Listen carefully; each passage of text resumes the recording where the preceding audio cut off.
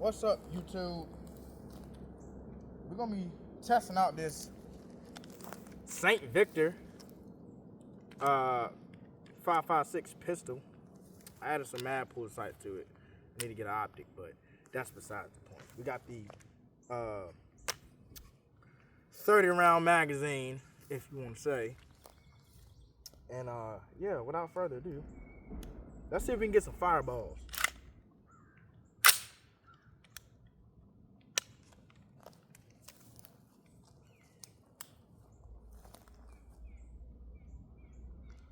I hope y'all can see me.